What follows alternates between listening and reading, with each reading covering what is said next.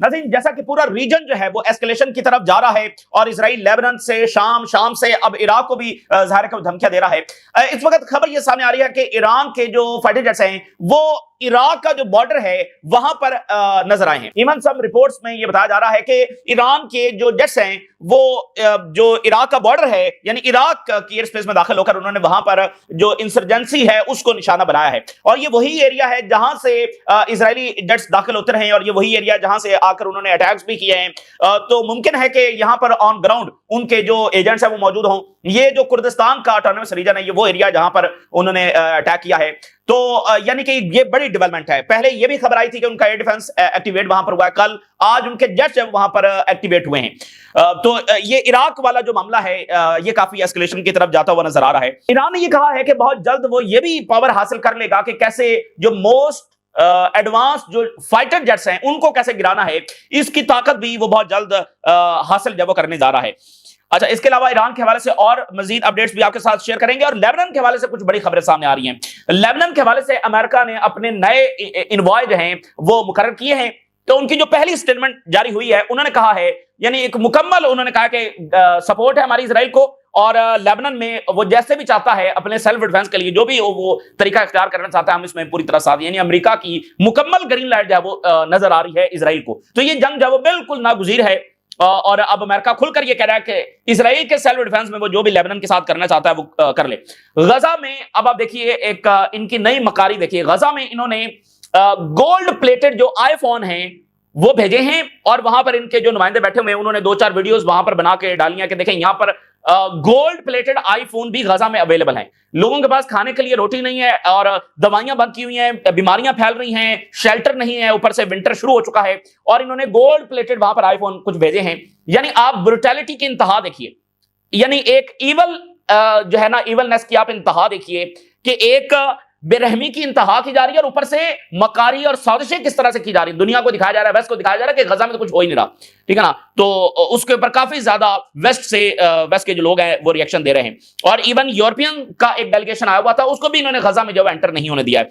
ये तमाम सूरत हाल भी आपके साथ शेयर करेंगे। सबसे पहले ये खबर आ रही है कि ईरान के जेट्स ने बमबारी की है जो कुर्दिस्तान रीजन है। ये कुर्द जो है वो यानी इनकी साइड ईरान की साइड पर भी है और दूसरी साइड पर भी है, इराक वाली साइड के ऊपर भी है। And the sky is on fire, बड़े धमाके जो है वो सुने गए हैं। Massive Iranian air strikes hit Kurdish militant positions. ये बिल्कुल ईरान के बॉर्डर के ऊपर बैठे हुए हैं और यानी इराक के बॉर्डर के ऊपर भी ये पूरा कुर्दिस्तान जो रीजन है। तो यहां पर huge fireballs lighting up the mountains as jets pounded targets, यानी काफी बड़ी बमबारी जब उन्होंने की है। और मैंने आपको बताया कि ये वही एरिया जहां से इजरायली जेट्स आए हैं और यानी ऑन ग्राउंड ज़ाहिर है कि उनके एजेंट्स हो सकते हैं यहां पर मौजूद हों और यहां से इंसर्जेंसी ईरान के अंदर हो रही है और शिपमेंट्स भी यहां से आती हैं मोसाद की, तो यहां वो काफी ज्यादा एक्टिवेट हुए हैं। अच्छा, अभी तक ईरान का जो सरकारी मीडिया उसने बहरहाल ये कंफर्म नहीं किया, लेकिन बाकी तमाम जराए से ये खबर आ रही है। अच्छा, ईरान जो है वो आज उसने बहुत सारी वीडियोस भी रिलीज की हैं 12 दिनों की जंग के हवाले से, ठीक है ना। बहुत बड़ी जंग थी और इसके लिए 20-30 साल इजराइल और अमेरिका ने तैयारी की है, तो बहुत बड़ी जंग थी। तो आज ईरान ने मजीद जो वीडियोस हैं वो जारी की हैं कि ड्यूरिंग द वॉर क्या होता रहा। मिसाल के तौर पे उन्होंने एक वीडियो जारी की है जिसमें ईरानियंस अपने एयर डिफेंस ऑपरेट करने वाले जो है वो अपने कमांड सेंटर में मौजूद हैं और उधर से इजराइल के क्रूज मिसाइल्स आ रहे हैं और उनको पता है कि हमारी तरफ आ रहे हैं। इसके बावजूद वो अपने कमांड सेंटर्स को नहीं छोड़ रहे हैं और कैमरे में आखिर दम तक वो आखिरी सेकंड में पता चलता है कि वो मिसाइल जो आकर हिट कर गए, लेकिन वो जो है वो अपनी जगह पर अपने कमांड सेंटर के अंदर मौजूद रहे हैं। जैसे आपने उस वक्त देखा था कि मीडिया बिल्डिंग के ऊपर जब वो अटैक हुआ है और जो एंकर है वो कुछ ही देर के बाद दोबारा वहीं पर बैठकर खबरें पढ़ना शुरू हो जाती है। तो यानी ये वो रेजिलियंस है जिससे ईरान जो है वो इजराइल और अमेरिका और पूरे वेस्ट का और रीजन का भी उसने सामना किया है, क्योंकि रीजन जो है वो बिल्कुल खामोश रहा है। रीजन ने क्या ऐसी कोई स्टेटमेंट जारी की कि इजराइल ने वहां पर वॉर क्राइम्स किए हैं? रीजन ने क्या कोई ऐसी स्टेटमेंट जारी की कि इनके ऊपर आलमी सतह पर एक्शन होना चाहिए? कुछ भी नहीं। इन्होंने तो बिल्कुल एक तरह से खामोशी इख्तियार की और कहा कि अच्छा ही है, एक तरह सपोर्ट किया है। अच्छा, तो इसके साथ ईरान ने आज ये बताया है कि उन्होंने 196 एयरक्राफ्ट्स, यानी उसमें जेट्स हैं, उसमें ड्रोन्स हैं, जिसमें मॉडर्न ड्रोन्स भी शामिल हैं, हरमीज 900, ये ड्रोन्स भी ईरान कह रहा है कि उसने 12 डे वॉर के अंदर गिराए हैं। और बहुत सारी उन्होंने वीडियोस भी जारी की हैं जिसमें ईरान का अपना एयर डिफेंस जो है वो कैसे इनके एयरक्राफ्ट्स को गिरा रहा है। और इसके अलावा कुछ और डिटेल्स भी शेयर हुई हैं। ईरान सेज कि इसने 196 इजरायली एयरक्राफ्ट जिसमें ड्रोन्स शामिल हैं वो इसने 12 दिनों के अंदर गिराए हैं। Iran says it destroyed more than 196 hostile aircraft and drones. ये बहुत एक तरह से बड़े नंबर है। क्योंकि ज्यादा तो वो जेट्स के जरिए बॉम्बिंग कर रहे थे।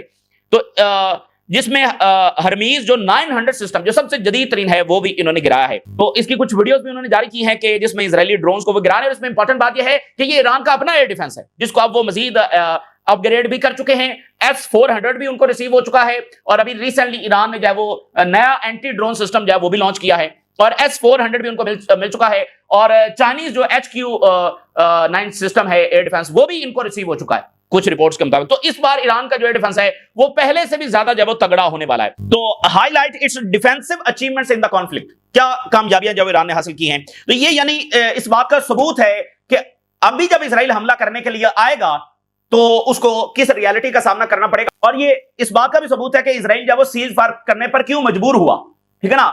जंग उसने मुसल्लत की, फिर सीज फायर क्यों किया। गजा में तो वो सीज फायर नहीं करता है, लेबनान में तो वो सीज फायर उस तरह से नहीं करता है, तो ईरान में वो बहरहाल क्यों मजबूर हुआ, वजह ये थी। तो इसके अलावा क्रशिंग रिस्पॉन्स हम देंगे। ईरान की जानिब से ये स्टेटमेंट आ रही है कि we will deliver a crushing response to any threat from the enemy. अब अगर दोबारा अटैक होता है तो बहुत जो तबाहकुन जवाब है वो हम इजराइल को देंगे।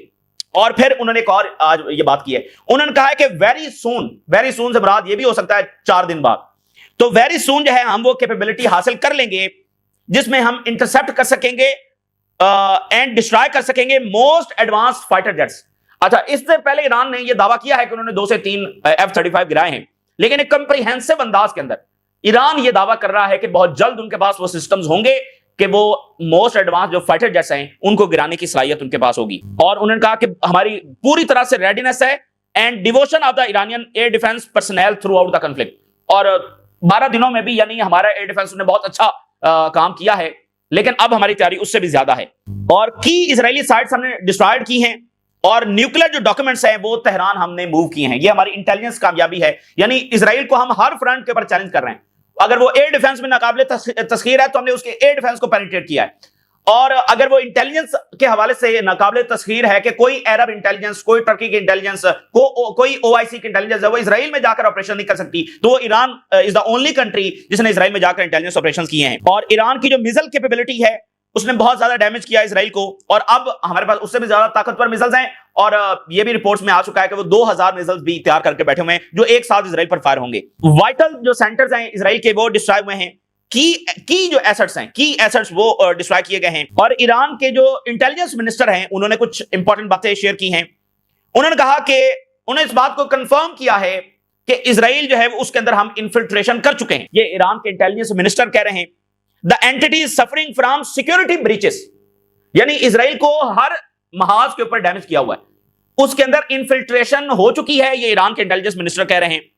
स्पाइनेज एक्टिविटीज हो रही हैं, ईरान इजराइल के अंदर स्पाइनेज एक्टिविटीज कर रहा है, ये उन्होंने बात कंफर्म की है। और वो डॉक्यूमेंट जो इजराइल के एटॉमिक प्रोग्राम से रिलेटेड हैं और इसके अलावा कुछ और हाईली जो सेंसिटिव फाइल्स हैं उस तक भी हमने एक्सेस हासिल कर ली है।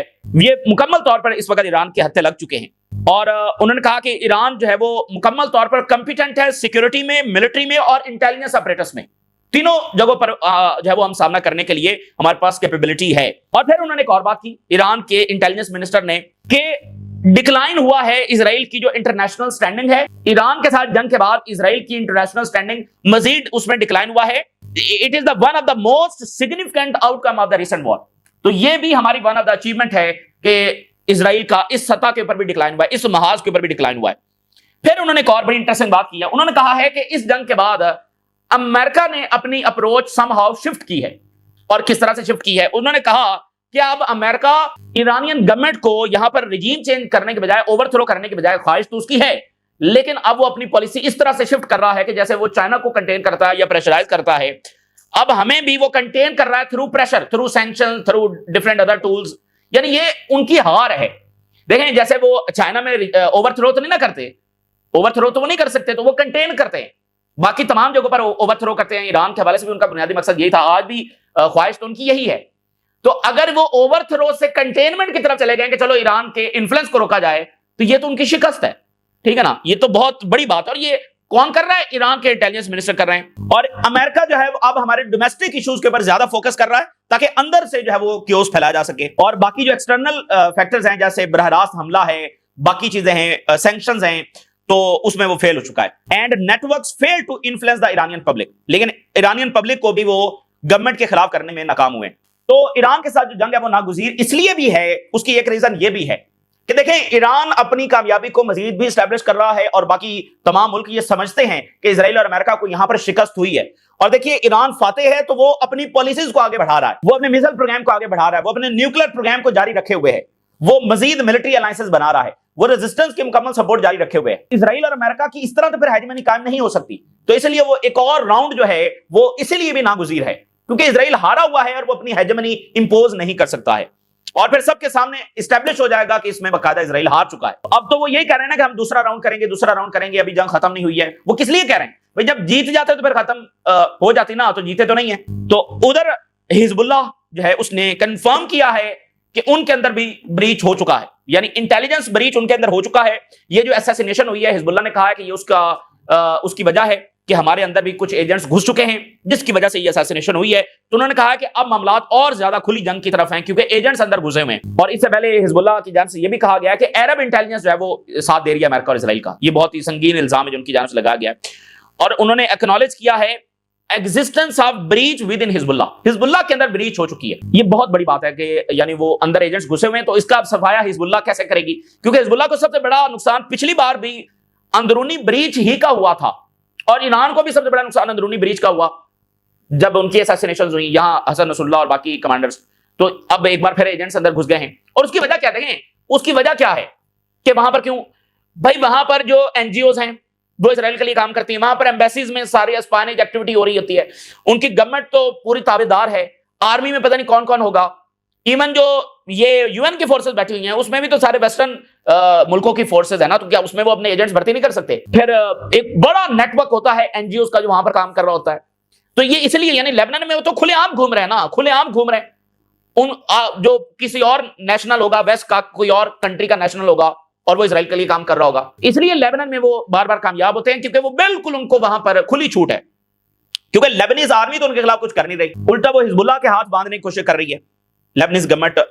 तो उन्होंने कहा ये ब्रीच हुआ है, अब हिजबुल्लाह इससे कैसे निपटेगी? और उन्होंने कहा कि there is a breach of the air space and the land, दोनों जगहों पर दूसरी तरफ से वो खुले घूम रहे हैं, ऑन लैंड भी और एयर स्पेस के अंदर भी, and there could be agents, साथ उनके एजेंट्स हैं। तो फिर उन्होंने कहा कि देयर इज इन्फिल्ट्रेशन, बिल्कुल इस बात को उन्होंने कंफर्म किया, और हम एक ओपन एरिना में है, मतलब खुली जंग है, कोई भी मतलब जो है उसमें एजेंट हो सकता है, वो हमें हर तरफ से घेर रहे हैं, जो वो स्काई से और जमीन से और एजेंट्स हैं, और साथ उन्होंने कहा कि with the coordination of America, international and Arab partners. फिर उन्होंने अरब पार्टनर्स की बात की है। ये बहुत ही संगीन बात है, यानी आप इसको कैसे समझेंगे, इस बात को आप कैसे समझेंगे कि अरब पार्टनर्स इजराइल के साथ हैं जो कुछ लेबनान में हो रहा है, जो कुछ यमन में हो रहा है, तो फिर हम ये भी कहेंगे कि गजा और वेस्ट बैंक में भी वो क्या साथ हैं? अच्छा, ये कहेंगे कि नहीं हम वहां पर तो साथ नहीं है, तो ये इस बात को फिर कैसे मान लिया जाएगा कि अच्छा आप गजा और वेस्ट बैंक में साथ नहीं है इजराइल के, लेकिन लेबनान और यमन में साथ हैं? मतलब ये कौन है जो इस बात को तस्लीम करेगा? यानी वही इजरायली जेट्स हैं जो गजा में बॉम्बिंग कर रहे हैं, और वही जेट्स हैं जो साथ जाकर लेबनान में बॉम्बिंग करते हैं, और दूसरा पे एक एंटिटी को मजबूत बना के रखे हुए हैं ना, उसको सपोर्ट कर रहे हैं। तो फिर जो कुछ गजा और वेस्ट बैंक में हो रहा है वो भी आपके खाते जाएगा? मतलब आप एक ऐसी एंटिटी को आप कहें नहीं जी हम तो जो लेबनान में है, जो हिजबुल्लाह की डिसआर्मामेंट है, हम तो सिर्फ उसके साथ हैं, हम तो सिर्फ अंसारुल्लाह को तबाह करने में साथ हैं। तो ये अप्रोच और ये जस्टिफिकेशन जो है वो कैसे मानी जा सकती है? और लेबनान में क्या वो कर रहे हैं, वहां पर सिविलियंस नहीं मारे जा रहे, यमन में सिविलियंस नहीं मारे जा रहे। बहरहाल ये तो मतलब इससे बड़ी खौफनाक बात क्या हो सकती है कि अरब एंड इजराइल, और ज़ाहिर है कि सारे अरब नहीं है, 2-3 रियासतें ही होंगी, तो वो साथ हैं इनके, मतलब इसका ये कैसे जस्टिफिकेशन देंगे? और अगेन फिर वो बात साबित होती है कि ये इजराइल जो बदमाश बना फिरता है, वो वजह ये है, ये रीजन की मर्जी के बगैर नहीं हो सकता, रीजन की मर्जी के बगैर इजराइल ये सारा कुछ नहीं कर सकता था, अभी ये जारी नहीं रख सकता अगर ये पीछे हट जाए, इवन ये रेजिस्टेंस के साथ ना खड़े हो, इवन ये पीछे ही हट जाए ना इजराइल से, तो भी वो ये बदमाशी नहीं कर सकता। तो बहरहाल अब ये उनकी पॉलिसी है, वो समझते हैं कि इसी तरीके से अमन आएगा, अगर वो समझते हैं, यानी गजा की आप सूरत हाल देखें, और अगर वो समझते हैं कि ऐसे अमन आएगा तो फिर ये अप्रोच उनको मारे को। लेकिन इसका मतलब फिर क्या है? मतलब यह है कि रेजिस्टेंस और ईरान फिर इनके खिलाफ भी ऐलान जंग कर बैठे हैं, फिर तो वो जाहिर है कि इनके खिलाफ भी लड़ रहे हैं, खुलकर वो बात नहीं करते, आज उन्होंने ये नाम लिए हैं, लेकिन लड़ तो फिर वो इनके खिलाफ भी रहे हैं। तो पोप जो है वो आ रहे हैं, और हिजबुल्लाह ने उनके नाम भी स्टेटमेंट जारी की है, Hezbollah to Pope Leo, Lebanon bridges Islam and Christianity. Islam and Christianity जो है, लेबनान तो वो कंट्री है जो दोनों मजहब को और करीब जो लेकर आता है। देखें दोनों रिलीजन जो है वो बड़ी अच्छे तरीके से रह रहे हैं, और इस वक्त आपस में लड़ाई करवाने की, सिविल वॉर करवाने की पूरी कोशिश तो की जा रही है। तो हिजबुल्लाह का मैसेज देखिए, उन्होंने क्या बात की, इस्लाम और क्रिश्चियनिटी दोनों हम तो उसको जोड़ने वालों में से हैं। और वेटिकन ने जो, यानी पोप ने, वेटिकन ने जो पोजीशन फलस्तीनियों के लिए ली है फ्रॉम द डे फर्स्ट, ये तारीख में याद रखी जाएगी। यूरोपियन गवर्नमेंट्स की पोजीशन क्या थी और उनके सबसे बड़े रिलीजियस इंस्टीट्यूशन की पोजीशन क्या थी? Vatican from the day first फलस्तीनियों के साथ खड़ा रहा। जाहिर है कि उसके पास, यानी वो अपनी यूरोपियन गवर्नमेंट्स के खिलाफ तो नहीं जा सकते, तो लेकिन उनकी पोजीशन मैटर करती है कि क्या अचीव कर लिया यूरोपियन गवर्नमेंट्स ने और इजराइल ने। तो देखिए ना, ये एक इवल होती है, वो दुनिया को अपने शिकंजे में ले लेती है, लेकिन ये जो मॉरल इंस्टीट्यूशंस होते हैं ना, ये जिसके साथ खड़े होते हैं अल्टीमेट फतह उसी की होती है। तो वेटिकन किसके साथ खड़ा हुआ है? फलस्तीनियों के साथ खड़ा है, इजराइल के साथ नहीं खड़ा है। और ये 10 अक्टूबर के सो कॉल्ड सीज फायर से पहले तो वेटिकन की पोजीशन और ज्यादा हार्ड हो गई थी इजराइल के खिलाफ जो है। अच्छा, तो उधर जो है वो लेबनान की जंग नागुज़ीर है, और उसकी वजह आपके सामने है कि नए जो इनवॉय आए हैं उनकी बातें भी इस बात को कंफर्म कर रही हैं। लेबनान के नए यूएस एनवॉय, उन्होंने आते साथ क्या स्टेटमेंट जारी किया? हैरिट्स, new US ambassador to Lebanon, Israel does not require US permission to defend itself. Israel को अपने दिफा के लिए अमेरिका से परमिशन लेने की जरूरत नहीं है। जिस पर चाहे इजराइल बॉम्बिंग करे, इस पर जहां इजराइल चाहे उसकी फौज घुस जाए, अमेरिका से परमिशन थोड़ी लेनी है। ये इजराइल के दिफा का मामला है, तो पैसे तो लेने पड़ते हैं, असलिया तो लेना पड़ता है। यानी इतनी बड़ी ये ज़ायनिस्ट एडमिनिस्ट्रेशन है ना, ये पूरे जो मिडिल ईस्ट में तकरनियां, ये सबसे बड़े ज़ायनिस्ट वो लाकर इन्होंने बिठा दिए। यानी लेबनान पर 1 साल से बमबारी, जिम्मेदार जो सालिस है वो अमेरिका है सीज फायर का। 1 साल के बाद कह रहा है कि इजराइल ने जो करना है करें, और अरब पार्टनर जो है वो जनाब अली साथ सपोर्ट कर रहे हैं। तो ये तो बात समझ में नहीं आ रही कि ये इन्होंने क्या किया है। तो यूएस एम्बेसडर की फिर ये कह रहा है कि हिजबुल्लाह को डिसार्म करने से ही लेबनान की रियासत जब वो आगे बढ़ेगी। अच्छा जी, बड़ा अमेरिकन को बड़ा इंटरेस्ट है हिजबुल्लाह को डिसार्म करने में। दुनिया का सबसे बड़ा मसला ही हिजबुल्लाह है। तो हम लेबनीज गवर्नमेंट को कहते हैं कि वो हिजबुल्लाह को हर सूरत डिसार्म करे अगर वो मुल्क को आगे लेकर जाना चाहती है। कंट्री के फ्यूचर के लिए बहुत जरूरी है हिजबुल्लाह को डिसार्म करना। Very good. और हिजबुल्लाह जो कि एक टेररिस्ट ऑर्गेनाइजेशन है, ये एक फंडामेंटल स्टेप होगा पीस की तरफ, अमन की तरफ, जब हिजबुल्लाह तबाह हो जाएगी। ये इस नए इन्वाय के ये ख्यालात है। तो Israel does not need permission from Washington to defend itself, फिर इसको अल अरेबिया न्यूज जो सऊदी अरब का मीडिया, उसने भी कोट किया स्टेटमेंट को। तो ये इसलिए जंग जो है नागुज़ीर है। अच्छा, अब जरा गजा की सूरत हाल देखिए। आज गजा ने हेल्थ मिनिस्ट्री ने ये नंबर जारी किया है कि 70,000 पैलेस्टीनियन ऑफिशियली शहीद हो चुके हैं, जो तादाद 1 लाख से भी ज्यादा हो सकती है। 70,000, एक छोटी सी पट्टी में इतनी कब्रें उन्होंने कहां पर बनाई होंगी? 70,000 आप अंदाजा लगा सकते हैं एक छोटी सी पट्टी में, और जिसमें मतलब आप कहें 60-70% जो है वो इसमें औरतें और बच्चे हैं। ये मॉडर्न ह्यूमन हिस्ट्री की सबसे बड़ी वो भयानक जंग है जिसमें सबसे ज्यादा बच्चे शहीद हुए हैं। तो इसका अरब के पास कोई जवाब है जो वहां इंटेलिजेंस शेयर कर रहे हैं इजराइल से, और इजराइल की तरफ जाते हुए मिसाइल रोक रहे हैं? इसकी कोई वो जस्टिफिकेशन दे सकते हैं? उनके पास कोई जस्टिफिकेशन नहीं है। और आज यूनिसेफ ने कहा है 9,300 Gaza children face severe malnutrition, शदीद वो फाकों का शिकार है। और एमनेस्टी इंटरनेशनल ने कल ये रिपोर्ट दी है कि जेनोसाइड जारी है। तो ये फलस्तीनियों को जैसे मरने का सब इंतजार कर रहे हैं, क्योंकि जेनोसाइड तो जारी है। तो इजरायली ऑक्यूपेशन डिटेन्स 100 पैलेस्टीनियन इन्वेस्टमेंट, तो वो धड़ाधड़ अपनी जेलें भर रहे हैं। 100 फलस्तीनियों को फिर गिरफ्तार कर लिया है। फिर देखिए, gold plated iPhone 17 hits Gaza market creating illusion of normalcy, Palestinians won. ये खुद हैरिट्स ने लिखा है कि ये आप देखें कैसा ये बिरहम, यानी एक दुश्मन भी कहते हैं ना जर्फ वाला होना चाहिए। और दुनिया में जंगें होती हैं, कौमें लड़ती हैं अपने दिफा के लिए, अपने उसूलों के लिए, अमन के लिए जंगें होती हैं। इस जैसा मक्कार और जालिम और बिरहम और कमजर्फ और जिसके कोई उसूल नहीं है, ऐसा भी कोई ईवल होगा उस गजा में, जो दुनिया का सबसे तबाह हाल एरिया है, जहां पर इंसानियत ऐसे गम देख रही है कि इंसानियत की बर्दाश्त से बाहर है, वहां पर गोल्ड प्लेटेड आईफोन 17 भेज रहे हैं। और ये अरब समझते हैं कि इजराइल इनको साइंस और टेक्नोलॉजी दे, ये इजराइल इनको साइंस और टेक्नोलॉजी देगा, और इस इजराइल के साथ ये सोचकर बैठे हुए कि अमन आएगा। और लेबनीज गवर्नमेंट कहती है कि इजराइल जो कर रहा है वो ठीक कर रहा है। यूरोपीय यूनियन ऑफिशियल सेज कि Israel blocked Gaza visit as crisis worsens. यूरोपीय यूनियन का डेलीगेशन आना था, उन्होंने विजिट करना था, उनको भी दाखिल नहीं होने दिया। और उन्होंने कहा कि विंटर शुरू हो चुका है, बड़ी डिजास्टर सिचुएशन है फलस्तीनियों की, और उनको बहुत जल्द फौरी एड शेल्टर्स की जरूरत है। यानी ये जो हमारे सामने एक होलनाक दास्तान हम देख रहे हैं, ये कोई हजारों सैकड़ों साल पुरानी नहीं है कि वहां पर ये हुआ था, इस तरह भूख से लोगों को मार दिया गया। यहां रोज हमें खबर आती है फलस्तीनियों को खाने की जरूरत है, फलस्तीनियों को शेल्टर्स की जरूरत है, फलस्तीनियों पर बम बरसाए जा रहे हैं, और सब खामोशी से बैठे हुए। ये बहुत ही पेनफुल सूरत हाल है, और फलस्तीनियों को वो हेल्प नहीं दी जा सकी जो देनी चाहिए थी। और ये स्ट्रेटेजिक मफाद में भी था रीजन के कि वो फलस्तीनियों के साथ खड़ा होता। तो वो जॉर्डन और मिस्र पर उनकी नजरें हैं, ये बात ज़हन में रखिए। समुद्र जी ये कह चुका है कि वो सिनाई उनका हिस्सा इजराइल का, तो फिर बारी उनकी भी आएगी। फिलहाल वो खामोश बैठे हुए हैं। तो ये इस वक्त की ताज़ा तरीन सूरत हाल है जो आपके साथ शेयर किया आपने। राज और आगा करने इजाजत दीजिए। अल्लाह हाफिज़।